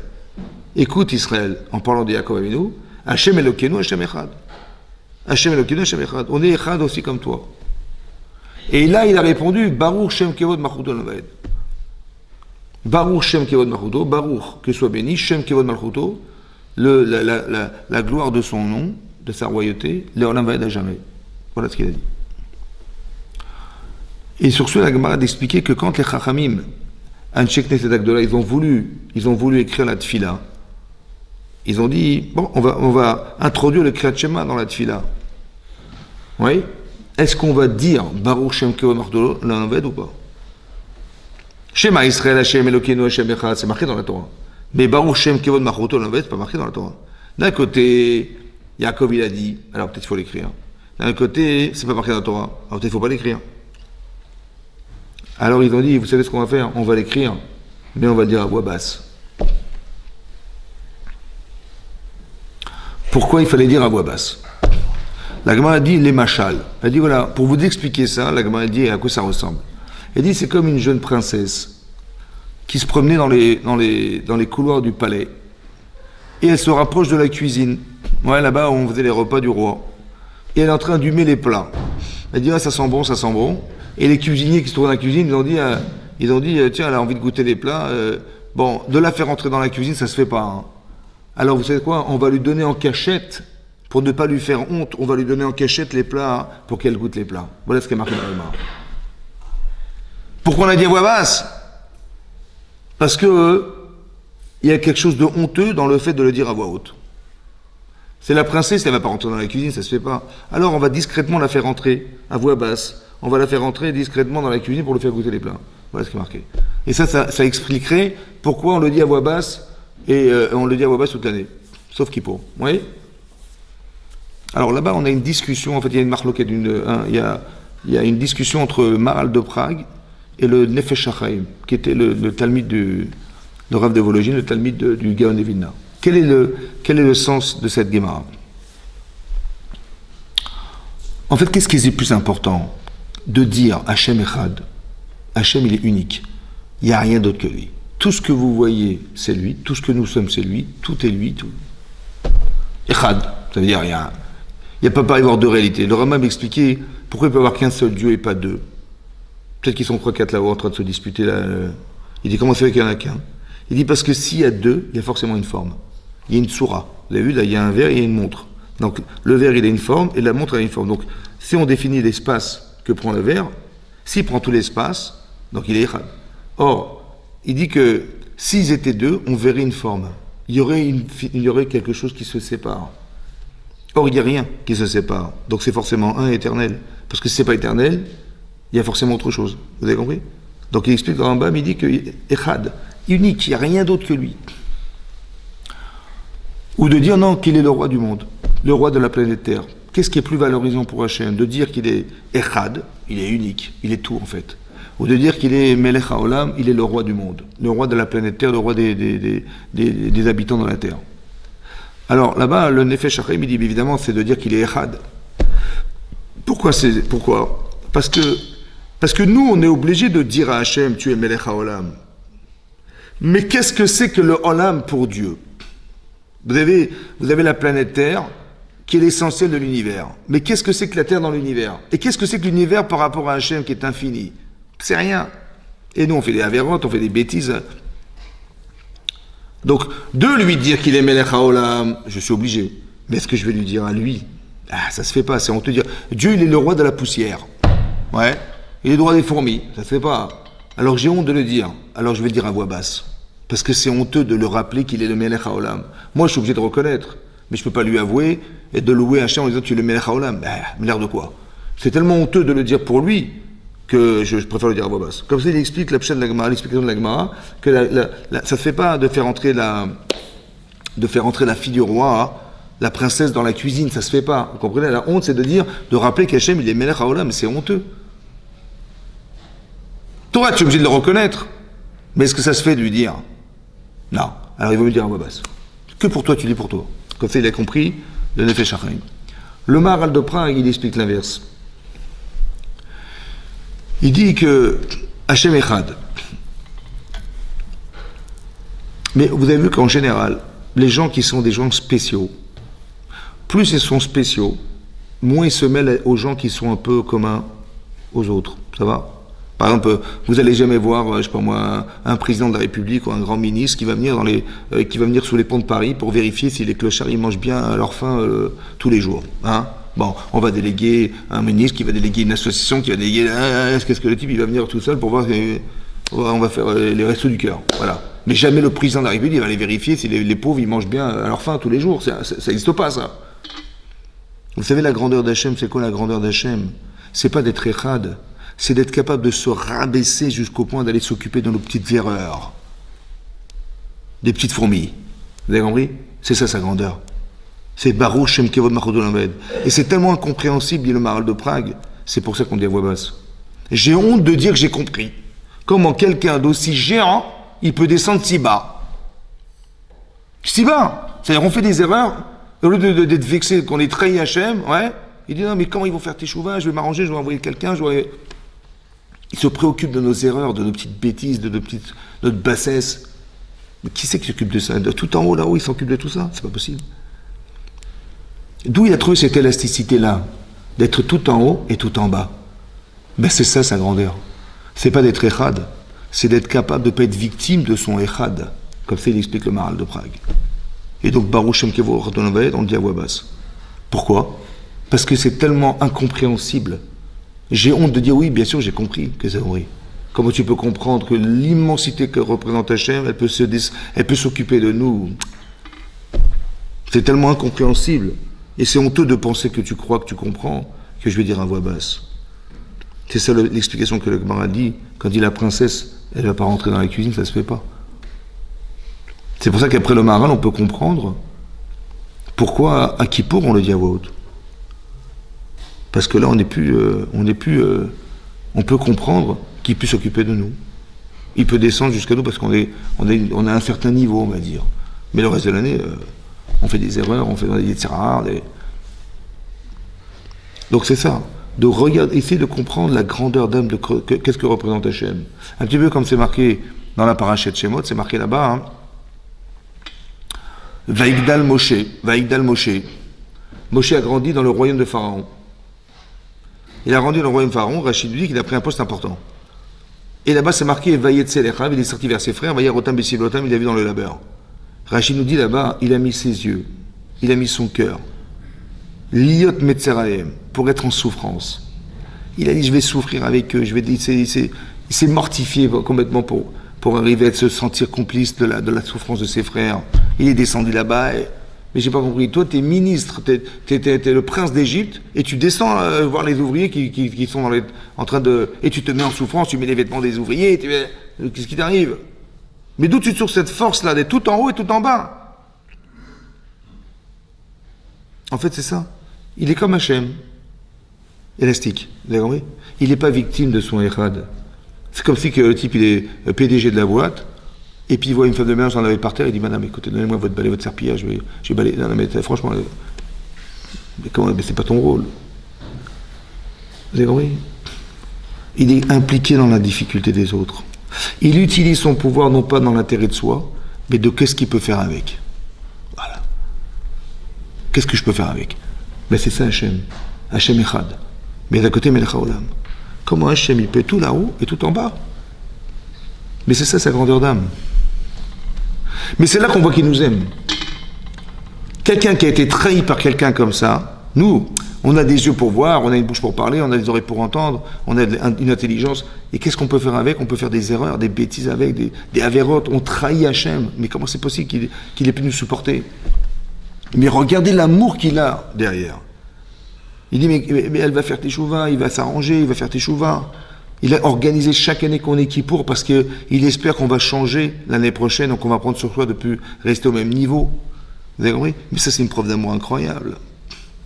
Tout ce qui nous entoure autour de nous, la variété de ce que compose ce monde, mais c'est extraordinaire. Mais c'est pas une preuve d'amour, ça. Et nous, qu'est-ce qu'on fait? On s'habitue. On s'habitue, voilà, on voit la nature. Pourquoi on fait des fêtes? Pourquoi on fait tout Bishvat? Parce qu'avant, c'était l'hiver, rien ne poussait. Et tout à coup, tu vois les fleurs, tu vois les fruits, tu vois la variété, les couleurs, les machins. C'est extraordinaire. Mais en fait, on s'étonne de rien aujourd'hui. Mais pourquoi tu n'es pas curieux de voir que la vie, elle est d'une richesse d'une variété extraordinaire. Mais ça, c'est pas une preuve d'amour, ça. Ouais. Et c'est une preuve d'amour incroyable. Donc on devrait s'investir de cette relation avec Hachem. On devrait avoir de la reconnaissance. On devrait reconnaître qu'au final, oui, un petit peu comme l'Israël, ils ont dit, mais comment Hachem il a pu nous pardonner la faute du veau d'or? Mais c'est parce que je sais qu'au fond, vous pouvez vous en sortir. Je sais qu'au fond, ça n'est qu'un accident. Comme ça explique le Rav Dessler, il dit, pourquoi on lit la Akedat Yitzhak à Rosh Hashanah? Qu'est-ce que ça a à voir avec Rosh Hashanah?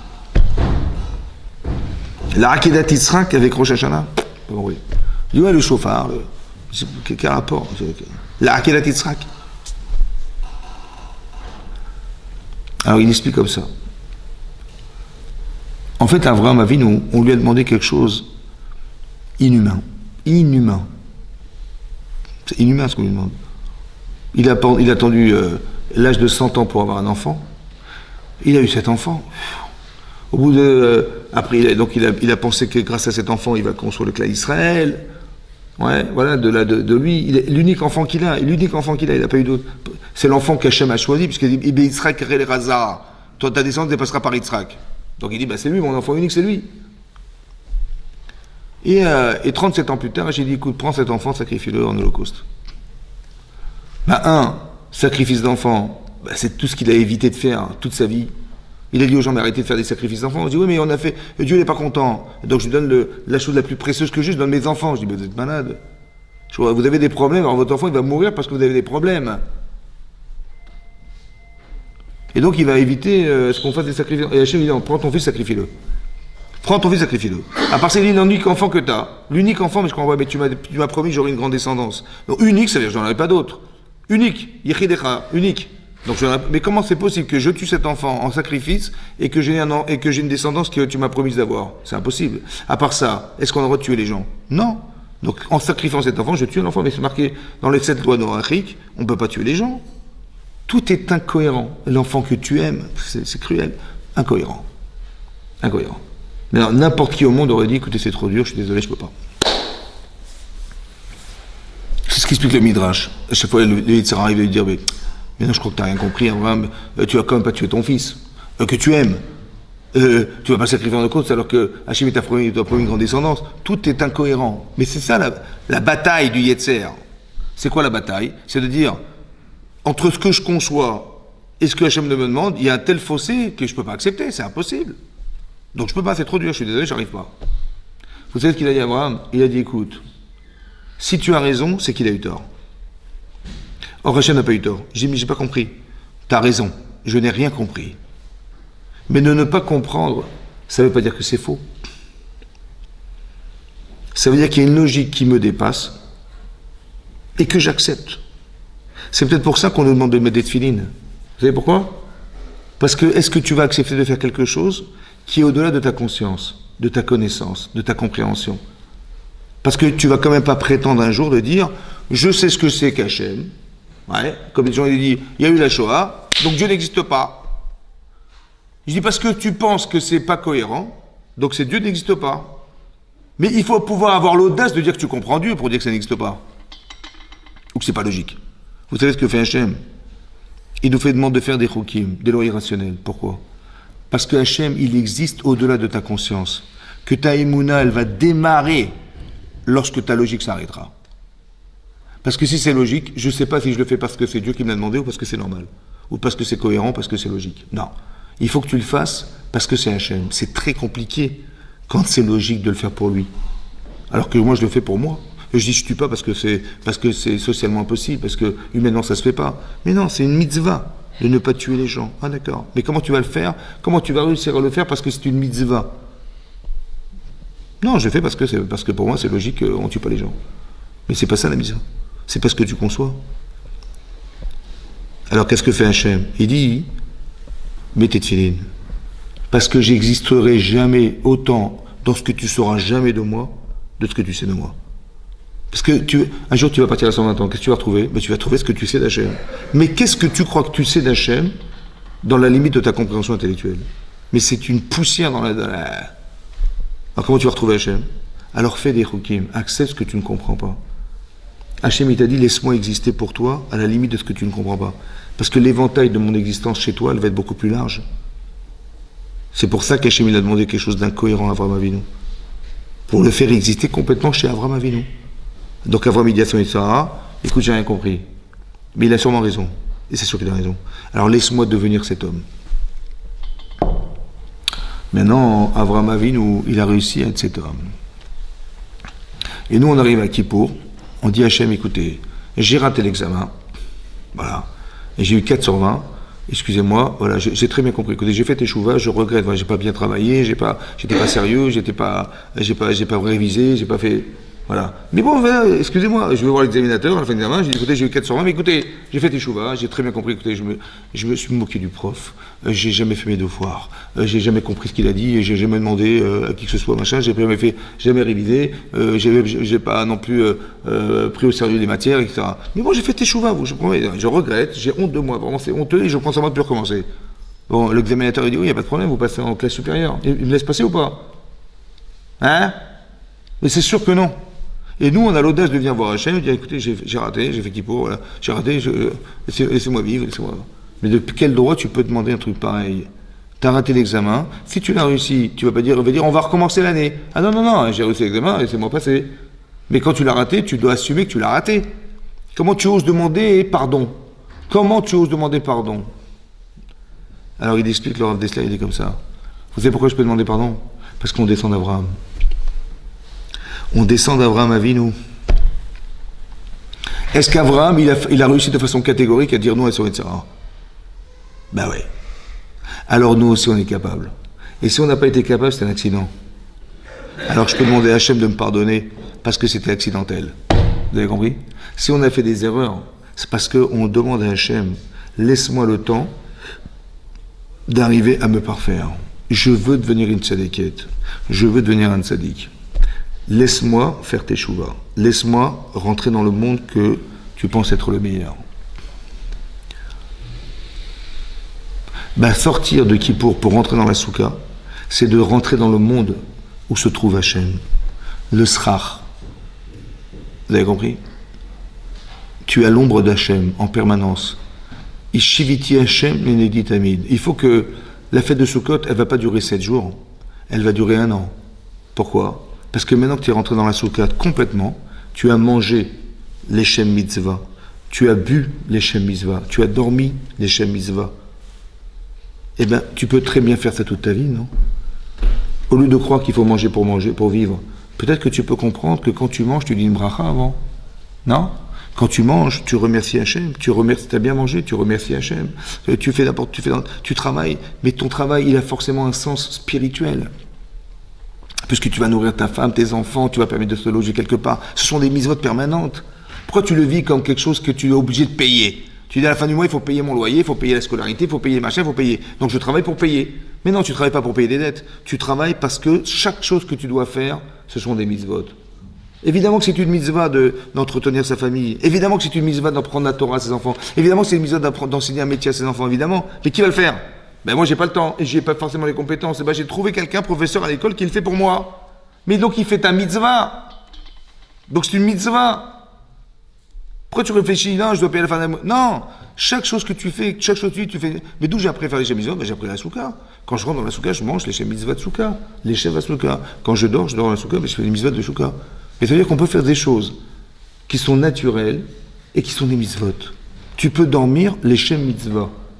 Ou tu peux dormir parce que tu veux remplir les piles de toute l'énergie qui te manque. Mais pourquoi tu réfléchis comme ça? Pourquoi tu réfléchis pas? Je fais ça pour les Shem Mitzvah. Mais cette simcha, elle est extraordinaire. La simcha de savoir que on peut atteindre l'éternité dans une mitzvah. De savoir qu'on est complice de la chaîne. Qu'on peut avoir une vie qui soit entièrement introduite dans quelque chose qui est d'une spiritualité incroyable.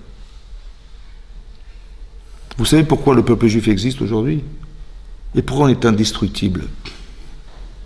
On a voulu nous détruire, personne ne nous détruit. Vous savez pourquoi? Parce qu'on n'est pas matière. La matière, ça s'use. La matière, ça se détruit. Nous ne sommes pas de la matière.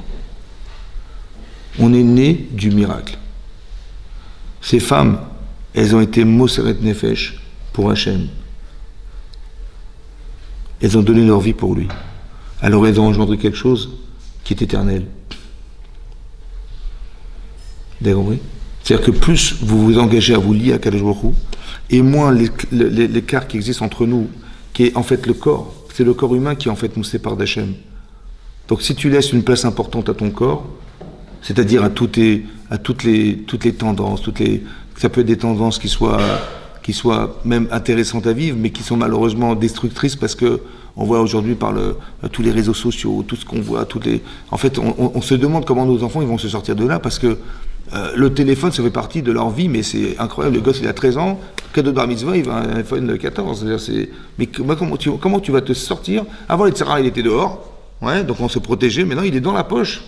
C'est-à-dire, tu peux vivre ta vie là-dedans. Il y a des gosses qui dorment avec le téléphone, ils envoient des textos, des machins. C'est une catastrophe. Donc on a besoin de cette forme de liberté, en fait. Et donc on doit prier Hachem que nos enfants ils puissent avoir la cohérence et l'intelligence de ne pas rentrer là-dedans. Parce que de mettre le doigt dedans, c'est un engrenage dans lequel on a du mal à sortir. On devient addict à des choses qui sont impossibles de sortir. Vous avez compris? C'est-à-dire que le problème de la génération, c'est que notre Yitzhara, il est à l'intérieur de nos maisons. Quoi. Quand je dis Yitzhara, ça veut dire qu'il y a tellement de choses, malheureusement, qu'on ne peut pas voir. C'est vrai que d'un côté, on peut communiquer facilement, on peut échanger des choses dans le monde entier, c'est extraordinaire. Savoir utiliser les choses de façon cohérente. Et pas les mauvaises informations, mais les bonnes. Et ça, c'est un message qu'on doit retenir. Ouais. C'est pour ça que je vous ai dit au départ que Souka Iska, c'est Socha Beroch HaKodesh.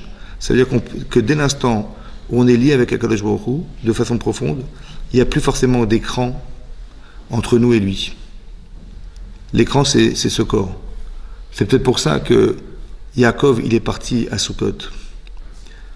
Parce que quand il a marqué là-bas que Sukkot, c'était les étables, peut-être que le problème, il est corporel. Il est animal. Et il faut essayer de se débarrasser de cette animalité. C'est ça que le Rambam dit là-bas, dans les Chot Teshuvah, que quand quelqu'un il fait Teshuvah, c'est bien qu'il parte en exil. Il déménage. L'exil. Pourquoi? Parce que la galoute, l'exil, mechaperet avon. L'exil, ça explique les fautes. Ouais, on a perdu le Beth Amikdash, on est parti en exil. Eh bien, c'est mechaper avon. Mais en quoi c'est mechaper avon? Je dis, bah, c'est une souffrance. Tu quittes la maison, tu quittes ton foyer, tu quittes... Moi, j'ai cru que il fallait encore un peu souffrir, quoi. C'est ça, le capara. Non. Le Rambam, il explique pourquoi. Parce que quand tu pars en exil, la galoute mechaperet avon, parce que gore metlo, elle entraîne chez lui liot ana veshafel ruach. Vous avez vu que la capara, c'est pas ce que je subis, c'est ce que je deviens. Quand tu n'es pas chez toi, tu dis à tes enfants, écoutez, on n'est pas chez nous, d'accord? Et bien ce comportement-là, il va te rendre humble. Et si l'humilité, elle expie la faute, c'est que la faute c'était l'orgueil, l'entêtement, tout ça, vous avez compris? En fait, Hachem, il voit qu'on est orgueilleuse et orgueilleux, il voit qu'on croit qu'on a toujours raison, ouais, on est susceptible dans les machins, ouais. On dit, qu'est-ce que je peux faire? Je vais t'envoyer en galoute. Mais l'exil, en fait, c'est quoi? C'est la capacité d'humilité de savoir que là où on se trouve, on n'est pas à sa place. Et on ne se sent pas bien. Et on se dit, mais qu'est-ce qu'on fait là? Et on se dit, mais on n'est pas chez nous. Vous comprenez? Et ça entraîne chez nous de l'humilité, c'est ce qui nous avait manqué au départ. Et quand on a fait Teshuvah et Kippour, en fait, il faut avoir une relation comportementale qui nous amène à rentrer dans une sorte de galoute, laquelle tu rentres dans la soukha. Et tu te dis, mais tu te rends compte, je vais m'asseoir là, dans une soukha précaire, en fait, où il n'y a que Hachem, en fait. Il n'y a que le skar et l'ombre, c'est tout ce qu'il y a. Et de comprendre que ma vie, elle est faite de ça. En vérité, au fond, quand tu creuses, il n'y a que lui, en fait. Il n'y a rien d'autre. Et tout l'aspect un peu extérieur de ta vie, en fait, il est articulé physiquement par des éléments, mais qui, au fond, sont qu'un message divin. Essaye de retrouver en permanence cette ombre qui se cache dans ta vie, qui s'appelle Hachem. Mais pour ça, il faut enlever cette côté animal. Un peu comme Rachid explique là-bas, Rachid dit que c'est marqué dans la parasha de Bereshit, Vayetzer Elokim et Adam, Hachem a fabriqué l'homme, Afar min Adama, à partir de la poussière de la terre, Vayipar Be'apav, mais il a insufflé dans ses narines un roi Chaim, un souffle de vie, Ve'il est Nefesh Raya, il est devenu Nefesh Raya, un être vivant. Et Rashi relève, il dit, mais Nefesh Raya, c'est aussi marqué à propos des animaux. Comment on a pu utiliser le même mot pour définir l'animal que pour définir l'être humain? Alors il dit, non. Nito Savbo, ici on a rajouté la déa et la marshava, et le dibo. La déa, la connaissance et la parole. Quand on dit rajouter, ça veut dire quoi rajouter? C'est-à-dire qu'on a rajouté à l'animal de la compréhension et de la parole. Il y a l'expression de la pensée et la pensée. Ça, c'est humain. Mais ça a été rajouté. Rajouter, ça veut dire quoi? C'est-à-dire qu'on est un animal intelligent. Vous avez compris? On peut être le plus intelligent des animaux ou le pire des animaux. C'est toi qui décides. Mais cette animalité, en fait, Yaakov, il l'a fait rentrer dans la soukha. Il faut que ton corps ressente quelque chose. Et lorsque ton corps ressent quelque chose, ouais, tu dis, la simcha, c'est l'association de ce que ton corps ressent, de ce que ta tête pense. L'inquiétude, c'est l'inverse. Ton cerveau, il te dit, ne t'inquiète pas, mais ton corps, il dit, non, je m'inquiète. Et l'inquiétude, elle est ressentie. Vous avez compris? Il faut que tu arrives à te soulager. Il faut que tu prennes de l'assurance. Il faut que tu aies confiance en toi. Il faut que ça mène de la simcha. Ça veut dire que le côté qui nous sépare entre l'animalité et la conscience qu'on a intellectuelle, il faut qu'elle se relie. C'est ça d'être entière et d'être entier. Ben ça, c'est ça Soukot. Soukot, c'est de savoir que tu vas rentrer dans un monde qui est précaire, en fait, mais ton corps, il va ressentir la simcha de savoir qu'au final, c'est Dieu qui t'a pardonné. Il t'a dit, viens, on se retrouve, viens, allez, je t'amène à cette forme d'humilité, cette humilité qui te permet d'être lucide. Et ben, rentre dans la soukha. Et c'est ça qui amène la simcha. La simcha de savoir que Hachem nous a pardonné, qu'on est lié avec Hachem. En fait, au fond, on le pense au fond de nous-mêmes, mais on n'arrive pas à l'exprimer parce qu'on est inquiet, parce que l'avenir, parce que la parnassa, parce que plein de choses qui nous rendent tristes, en fait, mais qui, en fait, n'ont été utilisées que dans l'image représentative de nos expériences personnelles, alors qu'en fait, c'est une projection vers l'avenir. C'est pas parce que ça va pas forcément maintenant que ça veut dire que ça ne va pas. C'est pas parce que tu as un problème que c'est un problème, c'est une solution. Vous avez d'apprendre à réfléchir autrement, de voir autrement ces choses-là. Ouais, que même ça, c'est pour le bien. C'est-à-dire de comprendre que ce qui t'arrive, en fait, va forcément te changer dans le sens du bien. Ta sensibilité va changer, tu vas te sentir... Tu dis, mais on n'a pas de parnassa, comment ça va? Ben, tu en auras une, et tu verras que tu comprendras ce que n'en ont pas, et tu vas les aider autrement que si tu avais toujours gagné de bien ta vie. Donc tu as gagné de l'expérience que tu as vécue. Cette sensibilité, elle a changé ta vie, en fait. Seulement, laisse le temps de la comprendre. Et ne fuis pas des événements tels que tu arrêtes l'image là où ça s'arrête et tu t'angoisses parce que c'est comme ça. Non, sache que c'est forcément une solution. Parce qu'Hachem existe, donc c'est forcément une solution. Donc c'est ça qu'on espère de Hachem, qu'on rentre dans la soukha et que ça nous amène que de la joie. Amen, Kenny Ratson. Merci beaucoup. Merci Laura encore, voilà, merci encore.